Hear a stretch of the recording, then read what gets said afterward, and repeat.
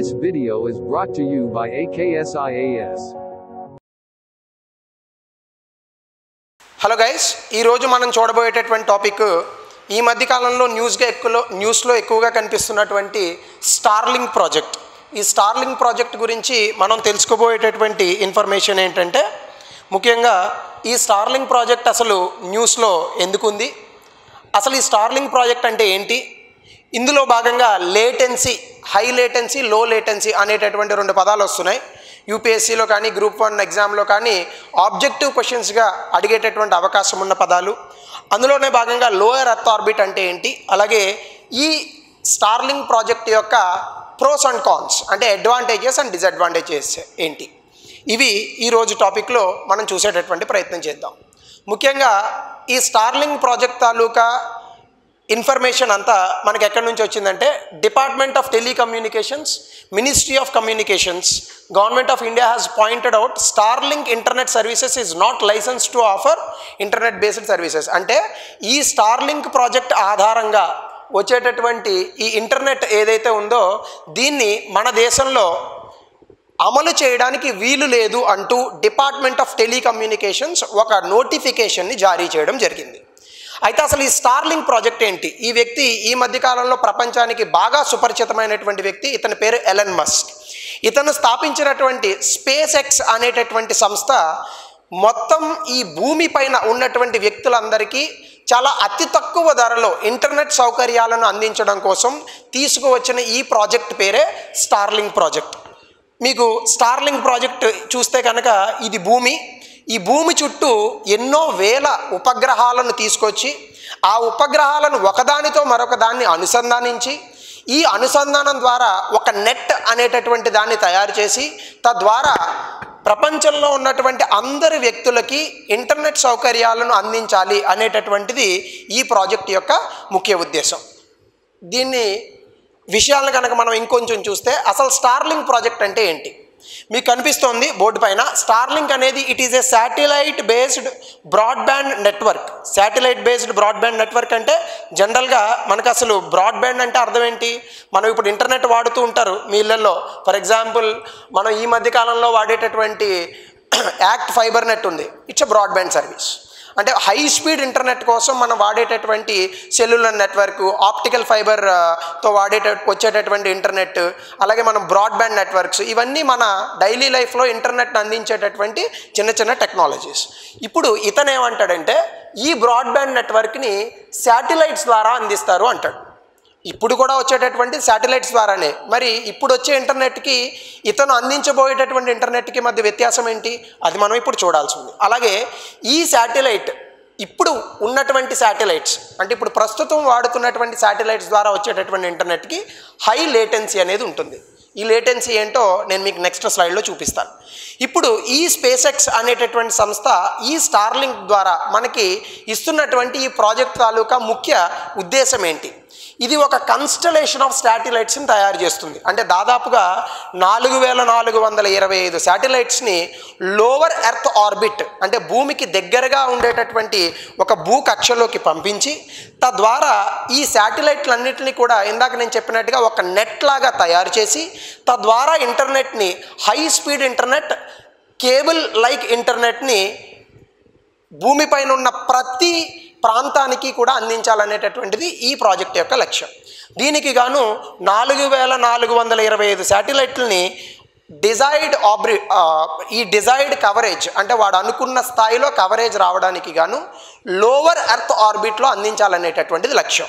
నాకు తెలుసు ఇది కేవలం చదివినంతలో మీకు ఈ ప్రాజెక్ట్ అర్థం కాలేదని, ఈ స్టార్లింక్ ప్రాజెక్ట్. సో అందుకే నేను కొత్త ప్రయత్నం చేశాను, so that you will understand. మీరు చూడండి, ఇది స్పేస్ ఎక్స్ తాలూకా స్టార్లింక్ ప్రాజెక్ట్. మీరు ఇక్కడ కనుక చూస్తే ఈ శాటిలైట్ ద్వారా పంపించినటువంటి ఇందాక మీకు ఒక స్పేస్ ఎక్స్ రాకెట్ కనిపించింది కదా, ఈ రాకెట్ ద్వారా వెళ్ళినటువంటి శాటిలైట్స్ ఏవైతే ఉంటాయో ఇలా భూమి చుట్టూ మీకు ఇక్కడ వైట్ కలర్లో కనిపిస్తున్నాయి కదా, ఇవన్నీ కూడా చిన్న చిన్న ఉపగ్రహాలు. ఈ ఉపగ్రహాలతో ఇతను చూడండి మీకు స్క్వేర్ షేప్లో కనిపిస్తోంది, ఒక నెట్ని తయారు చేస్తాడు. ఇలా నెట్ తయారు చేయడం వల్ల ఏమవుతుంది, భూమిపైన ఉన్నటువంటి ప్రతి ప్రాంతంలోని కూడా కనిపిస్తున్నాయి కదా ఈ శాటిలైట్స్ దాదాపుగా భూ చుట్టూ ఉన్నటువంటి కక్షల్ని ఆక్రమించుకుంటాయి. ఇగో ఈ కనిపిస్తున్నటువంటి ఉపగ్రహం. ఈ ఉపగ్రహం ఏం చేస్తుంది? ఈ పక్కన ఎక్కడో ఉన్నటువంటి ఉపగ్రహంతో ఒక లింక్ ఏర్పడుతుంది, ఇటుపక్క ఎక్కడో ఉన్నటువంటి ఇంకొక ఉపగ్రహంతో మరొక లింక్ ఏర్పడుతుంది. ఇలా లింకులు ఏర్పడి చేపల్ని ఎలాగైతే పట్టుకునేటటువంటి ఒక నెట్ తయారవుతుందో భూమి చుట్టూ అటువంటి ఒక నెట్ని తయారు చేస్తాడు. ఇలా తయారు చేయడం వల్ల ఇంకా భూమి పైన ఎక్కడైనా కూడా మీకు ఇంటర్నెట్ వచ్చేటటువంటి అవకాశం ఉంటుంది. అయితే ఈ శాటిలైట్ మీకు కనిపిస్తున్నాయి కదా, 4425 శాటిలైట్లు ముందు ప్రత్యక్షంగా పంపించాలి. దీని తర్వాత ఇంకా అనేక రకమైనటువంటి ఉపగ్రహాలను పంపించాలని చెప్పి ఈ స్పేస్ ఎక్స్ అనుకుంటోంది. అయితే దీని ద్వారా కొన్ని ఇబ్బందులు కూడా వస్తాయి. ఈ ఉపగ్రహాలను కక్షలోకి ప్రవేశపెట్టడానికి మనం పంపించేటటువంటి రాకెట్స్ తాలూకా వ్యర్థ పదార్థాలు ఏవైతే ఉంటాయో అవి భూమి చుట్టూ చేరి ఇగో ఇట్లా కనిపిస్తాయి. వీటినే మనం ఏమంటాం? స్పేస్ డెబ్రిస్ అంటాం. డెబ్రిస్ అంటే చెత్త తెలుగులో. కాకపోతే ఇక్కడ స్పేస్ అంటే పైన ఉన్నటువంటి భూమి పైన ఉన్నటువంటి కక్షల్లో కనిపిస్తుంది కాబట్టి దాన్ని మనం స్పేస్ డెబ్రిస్ అన్నాం. ఈ స్పేస్ డెబ్రిస్ ఇలా పెరిగి మనకు కొన్ని ఇబ్బందులను తీసుకొస్తుంది. ఈ ఇబ్బందులు ఏంటి అంటే జనరల్గా కేవలం ఈ స్పేస్ ఎక్స్ రాకెట్ మాత్రమే కాదు కదా, భారతదేశం ఇస్రో పంపిస్తోంది, ఇంకా రకరకాల నాసా ఇటువంటి వాళ్ళందరూ స్పేస్ డెబ్రిస్కి కారణమవుతున్నారు. అయితే ఇతను పంపించేటటువంటి వేల కొద్దీ ఉన్నటువంటి ఉపగ్రహాల కారణంగా శాటిలైట్స్ క్రాష్ అయ్యేటటువంటి ప్రమాదం ఉంది. ఈ శాటిలైట్స్ ఒకదాన్నొకటి గుద్దుకోవడం వల్ల స్పేస్ డెబ్రిస్ వస్తుంది. స్పేస్ డెబ్రిస్ కారణంగా మళ్ళా శాటిలైట్స్ గుద్దుకుంటాయి, మళ్ళా స్పేస్ డెబ్రిస్ వస్తుంది. ఇలా భూమి చుట్టూ ఉన్నటువంటి బాహ్య వాతావరణంలో కనుక ఈ స్పేస్ డెబ్రిస్ పెరిగిపోతే దాన్ని కెస్లర్ సిండ్రోమ్ అంటారు. ఇటువంటి కెస్లర్ సిండ్రోమ్ కారణంగా రేపొద్దున ఇంకొన్ని విజ్ఞాన విషయాల కోసం మనం పంపించేటటువంటి శాటిలైట్స్కి ఇబ్బంది కలగచ్చు. అలాగే ఎవరైనా ఆస్ట్రోనాట్స్ని కనుక మనం పంపితే ఇలాంటి వాళ్ళందరూ కూడా ఈ స్పేస్కి గుద్దుకొని ఏ రకంగా అయితే అపోలో అనేటటువంటి ఒక నౌక కూలిపోయిందో స్పేస్ రాకెట్ అమెరికాలో, సో అటువంటి ఇబ్బందులు కూడా కలిగేటటువంటి అవకాశం ఉంది. ఇది స్టార్లింక్కి ప్రాజెక్ట్కి సంబంధించినటువంటి విషయం. ఈ కెస్లర్ సిండ్రోమ్ని మనకి ఎగ్జామ్లో క్వశ్చన్ కింద అడిగేటటువంటి అవకాశం ఉంది. సో దీంతో పాటుగా మనం మిగతా విషయాలు కనుక చూస్తే ఇందాక నేను మీకు లేటెన్సీ అనేది చెప్పాను. లేటెన్సీ అలాగే మీకు తెలియనటువంటి మరొక విషయం ఏంటంటే ఈ లోవర్ ఎర్త్ ఆర్బిట్ అంటే ఏంటి? లేటెన్సీ మనం మాట్లాడుకునే ముందు లోవర్ ఎర్త్ ఆర్బిట్ గురించి మాట్లాడుకుందాం. మీకు భూమి ఉంది కదా, భూమికి చాలా దూరంగా ఉపగ్రహాలు అనేవి ప్రవేశపెట్టబడతాయి. జనరల్గా మనకి ఆర్బిట్ అంటే కక్షలు అనేక రకాల కక్షలు ఉన్నాయి. ఇందులో మనం ముఖ్యంగా తెలుసుకోవాల్సినటువంటి కక్ష పేరు లోవర్ ఎర్త్ ఆర్బిట్. అలాగే మరొక కక్ష పేరు జియోసింక్రనస్ ఎర్త్ ఆర్బిట్. ఇప్పుడు మనకు వచ్చేటటువంటి ఇంటర్నెట్ అంతా కూడా ఈ జియోసింక్రనస్ ఆర్బిట్లో ప్రవేశపెట్టబడినటువంటి ఉపగ్రహాల ద్వారా వస్తుంది. ఈ జియోసింక్రనస్ ఎర్త్ ఆర్బిట్ అనేటటువంటిది భూమి నుంచి దాదాపుగా 35,000 కిలోమీటర్ల దూరంలో ఉంటుంది. 35,000 కిలోమీటర్ల దూరంలో ఉంటుంది కాబట్టి మీకేమవుతుంది? తక్కువ శాటిలైట్స్ పెడితే భూమి మొత్తం కవర్ అవుతుంది. ఇప్పుడు ఫర్ ఎగ్జాంపుల్ మీరు పైనుంచి లైట్ వేశారనుకోండి, మీరు ఎంత దూరంగా పెడితే లైట్ మీకు అంత ఎక్కువ వెలుగు కనిపిస్తుంది. మీరు లైట్ను భూమికి దగ్గరగా పెట్టారనుకోండి, పెట్టే కొలది ఏమవుతుంది?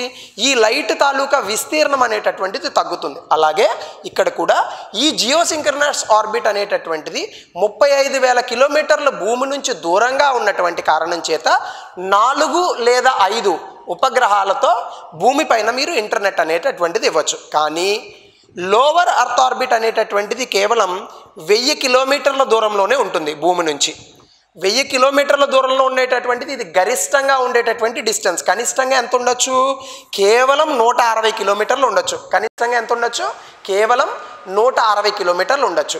అంటే 160 కిలోమీటర్లు భూమికి దగ్గరలో మీరు ఉపగ్రహాలను కనుక పెట్టి దాని నుంచి మీరు ఇంటర్నెట్ అందించగలిగితే మీరు చెప్పండి, 35,000 కిలోమీటర్ల నుంచి భూమికి వచ్చేటటువంటి సిగ్నల్కి ఎక్కువ టైం పడుతుందా? ఇక్కడ నుంచి భూమికి వెళ్ళేటటువంటి టైం ఎక్కువ పడుతుందా? ఖచ్చితంగా 160 కిలోమీటర్లు లేదా 1000 కిలోమీటర్ల నుంచి భూమికి వెళ్ళేటటువంటి సిగ్నలే తక్కువ టైం పడుతుంది. మీరు అనొచ్చు ఈ ఎక్కువ టైం తక్కువ టైంకి మధ్య ఉన్నటువంటి వ్యత్యాసాన్నే లేటెన్సీ అని పిలుస్తాం. ఫర్ ఎగ్జాంపుల్ ఈ జియోసింక్రనస్ శాటిలైట్ దగ్గర నుంచి వెళ్ళేటటువంటి ఇంటర్నెట్ సిగ్నల్ 600 మిలియన్ సెకండ్ల టైం తీసుకుంటే ఈ దగ్గరలో ఉన్నటువంటి లోయర్ ఆర్బిట్ నుంచి వెళ్ళేటటువంటి ఇంటర్నెట్ తాలూకా సిగ్నల్ 20 నుంచి 30 మిల్లీ సెకండ్లు మాత్రమే తీసుకుంటుంది. అంటే దాని అర్థం ఏంటి? మీకు వచ్చేటటువంటి ఇంటర్నెట్ ఏదైతే ఉందో దాదాపుగా 30 రెట్లు స్పీడ్ వస్తుంది.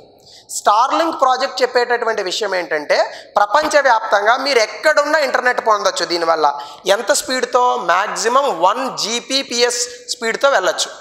గిగాబైట్స్ పర్ సెకండ్ Gbps స్పీడ్తో వెళ్ళొచ్చు. జనరల్గా మనకి 100 MBBS వస్తేనే మనం ఏదో అనుకుంటాం. 1024 MBBS స్పీడ్ ఉంటే మనకి ఆల్మోస్ట్ 1 Gbps స్పీడ్ అవుతుంది. సో ఆల్మోస్ట్ ఇప్పుడు ఉన్నటువంటి ఇంటర్నెట్ కన్నా 200 రెట్లు 300 రెట్లు పైనే స్పీడ్ వస్తుంది, ఇంకా ఎక్కువ కూడా కావచ్చు. సో ఇది లోవర్ అర్త్ ఆర్బిట్కి జియో సింక్రనస్ ఆర్బిట్కి ఉన్నటువంటి డిఫరెన్స్. దీని తర్వాత మీరు కనుక చూస్తే అసలు ఈ స్టార్లింక్ ప్రాజెక్ట్కి సంబంధించి లోవర్ అర్త్ ఆర్బిట్కి సంబంధించిన విషయం.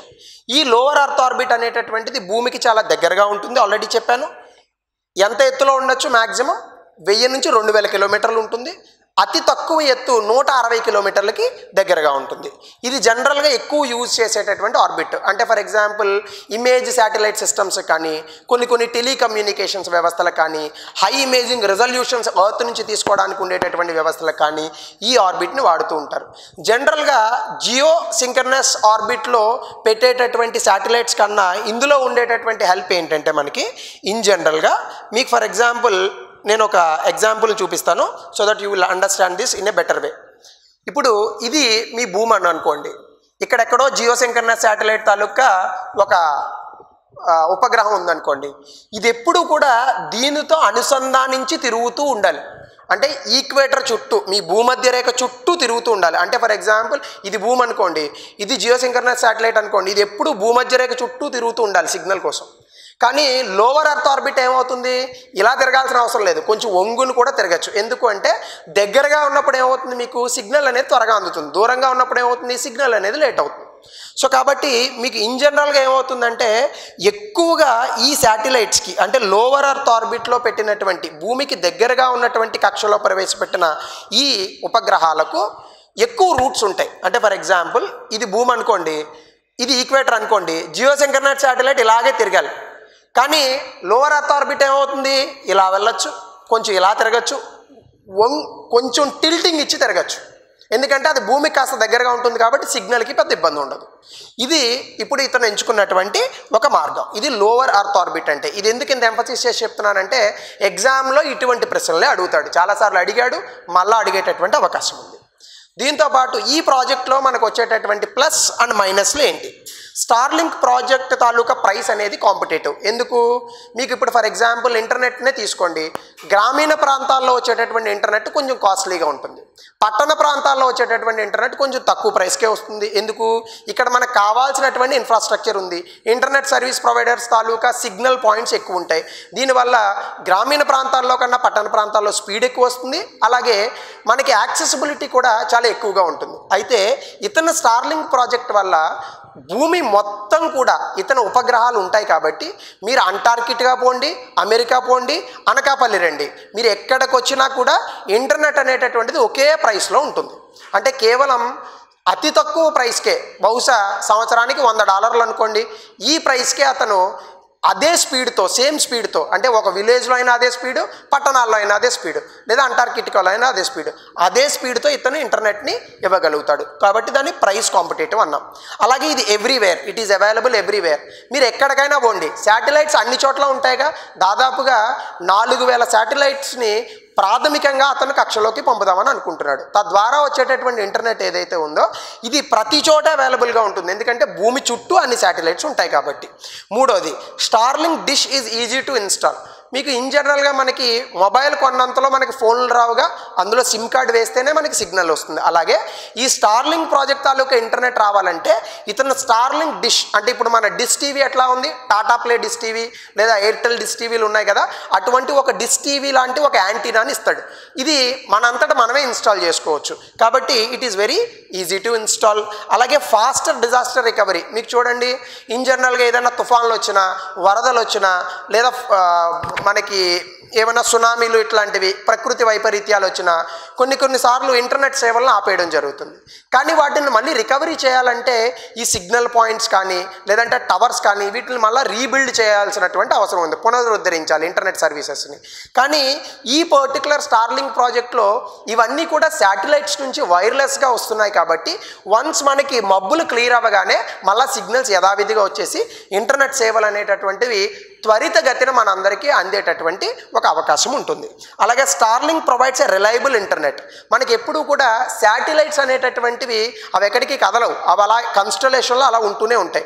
దీనివల్ల ఏమవుతుంది, మీరు ఎక్కడికి వెళ్ళినా అంటే మీరు పల్లెటూరుకి వెళ్ళినా పట్టణాలకు వెళ్ళినా మరొక చోటుకి వెళ్ళినా రిలయబుల్గా మీకు హై స్పీడ్తో ఇంటర్నెట్ వచ్చేటటువంటి అవకాశాలు ఉంటాయి. అలాగే Starlink internet has better portability than cable internet. మీకు జనరల్గా కేబుల్ ఇంటర్నెట్ అనుకోండి, ఇప్పుడు మీ ఇంట్లో broadband internet ACT Fibernet వాడుతున్నారు. మీరు వేరే చోటకి వెళ్తే ఏం చేస్తారు, యాక్ట్ ఫైబర్ నెట్ వాడలేరు కదా, 4Gని వాడుకుంటారు. కానీ ఇతను ఏం చెప్తాడు, ఈ డిష్ టీవీని కనుక మీరు పట్టుకెళ్ళిపోతే కార్లో పెట్టుకొని కార్ పైన పెట్టుకున్న ఇంటర్నెట్ వస్తుంది అంటాడు. అంటే it is a portability also provided.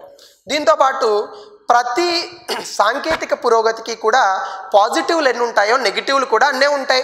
So ఇక్కడ కూడా కొన్ని నెగిటివ్స్ ఉన్నాయి. Slower internet in cities. జనరల్గా మనకి సిటీల్లో ఉండేటటువంటి జనాభా యొక్క సంఖ్య చాలా ఎక్కువగా ఉంటుంది. గ్రామీణ ప్రాంతాల్లో ఉండేటటువంటి ప్రజల యొక్క సంఖ్య లేదా ఇంటర్నెట్ వాడకం అనేది తక్కువగా ఉంటుంది. సో అవే శాటిలైట్స్ గ్రామీణ ప్రాంతాల్లో ఇంటర్నెట్ని ప్రొవైడ్ చేస్తే స్పీడ్గా ఇంటర్నెట్ వచ్చేటటువంటి అవకాశం ఉన్నప్పటికీ పట్టణ ప్రాంతాల్లో ఎక్కువ మంది వ్యక్తులు ఎక్కువ ఇంటర్నెట్ని వాడడం వల్ల కాస్త లేటెన్సీ అనేటటువంటిది ఉంటుంది. సో ఖచ్చితంగా ఎక్కువ మంది ఇంటర్నెట్ వాడితే మీకు ఏమవుతుంది, స్పీడ్లో కొంత తగ్గుదల కనిపిస్తుంది. దీంతో పాటుగా hardware installation could be an issue for many users. ప్రతి వాళ్ళు కూడా డిష్ టీవీని తమంతట తాముగా ఇన్స్టాల్ చేసుకునేటటువంటి సామర్థ్యం ఉండొచ్చు, ఉండకపోవచ్చు. ఫర్ ఎగ్జాంపుల్ మనకి యూట్యూబ్ చూసేటటువంటి అవకాశం ఉంది కాబట్టి, ఇంగ్లీష్ అర్థం చేసుకునేటటువంటి పరిజ్ఞానం ఉంది కాబట్టి మనంతట మనం బహుశా ఈ హార్డ్వేర్ని ఇన్స్టాల్ చేసుకోగలం అయి ఉండొచ్చు. కానీ మీరు గ్రామీణ ప్రాంతాల్లో ఆలోచించండి, ఎవరో ఉంటారు రైతులు, లేదా చదువుకునే పిల్లలు ఉంటారు, లేదా ఇళ్లలో పని చేసుకునేటటువంటి వ్యక్తులు ఉంటారు. వీళ్ళందరికీ ఈ హార్డ్వేర్ ఇన్స్టాల్ చేసుకోవడం తెలియాలనేం రూల్ లేదు కదా. సో ఎప్పుడైతే రూల్ తెలీదో మీకు ఏమవుతుంది, ఈ హార్డ్వేర్ ఇన్స్టాలేషన్ అనేది ఇబ్బంది పడతాం. అలాగే Starlink is not portable compared to cellular internet. మీరు ఈ స్టార్లింక్ని ఇంతకుముందు మనం కేబుల్ ఇంటర్నెట్తో పోల్చాం, అలా కాకుండా మీరు 4G ఇంటర్నెట్తో పోల్చండి. 4G ఇంటర్నెట్లో మీ ఫోన్లో సిమ్ కార్డ్ ఉంటే చాలు, ఫోన్కి సిగ్నల్ వస్తే చాలు, ఇంటర్నెట్ వస్తుంది. కానీ ఇక్కడ కేబుల్ పట్టుకెళ్ళాలంటే ప్రతిరోజు నెత్తి మీద పెట్టుకొని కేబుల్ పట్టుకెళ్ళేటటువంటి అవకాశం ఉంటుందా, ఉండదు కదా. So that is another problem with Starlink. అలాగే service disruption during lousy weather. మీ అందరికీ ఇది బాగా సుపరిచితమైనటువంటి ఎగ్జాంపుల్ ఏంటి, మనకి ఎప్పుడైనా బాగా వర్షం వస్తుంది అనుకోండి, లేదా మబ్బులు వేసాయి అనుకోండి, మనకి వచ్చేటటువంటి డిష్ టీవీ ఏదైతే ఉందో, ఈ ఎయిర్టెల్ డిష్ టీవీ ఇట్లాంటివి అవన్నీ కూడా because of weather conditions the service is interrupted అని ఒక మెసేజ్ వస్తుంది. ఇలాగే మీకు ఇంటర్నెట్ కూడా మెసేజ్ వచ్చింది అనుకోండి, వాడు ఎంత స్పీడ్ అనేటటువంటిది ప్రొవైడ్ చేసినా మనకి ఆ ఇబ్బంది అనేటటువంటిది ఉంటూనే ఉంటుంది. సో ఇలా అనేక రకమైనటువంటి ఇబ్బందులు ఉన్నాయి. అయితే ఎన్ని ఇబ్బందులు ఉన్నా కూడా ప్రతి సాంకేతిక పరిజ్ఞానానికి పాజిటివ్స్ ఎన్ని ఉంటాయో నెగిటివ్స్ అనే ఉంటాయి. ఇప్పుడు మొబైల్ ఫోన్ ఉంది, మొబైల్ ఫోన్ అనేది తీసుకురావడం తప్పు కాదు, దాన్ని సరిగ్గా వాడుకోకపోవడం మనిషి తప్పు. నలుగురు మనుషులున్నా ఈరోజు వాళ్ళలో వాళ్ళు మాట్లాడుకోకుండా కేవలం ఫోన్ని చూడడం అనేది ఫోన్ తప్పు కాదు, మన తప్పు. కాబట్టి ప్రతి సాంకేతిక పరిజ్ఞానానికి పాజిటివ్ ఉంటుంది, నెగిటివ్ ఉంటుంది. దీన్ని బ్యాలెన్స్ చేసుకుంటూ మానవాళి అనేది ముందుకెళ్ళాలి అనేది మీరు కంక్లూజన్గా ఒకవేళ మెయిన్స్ ఎగ్జామ్లో ఇటువంటి క్వశ్చన్స్ వస్తే సైన్స్ అండ్ టెక్నాలజీలో పాటుగా మీరు రాసుకోవచ్చు. So this is the end of this topic. This video is brought to you by AKSIAS.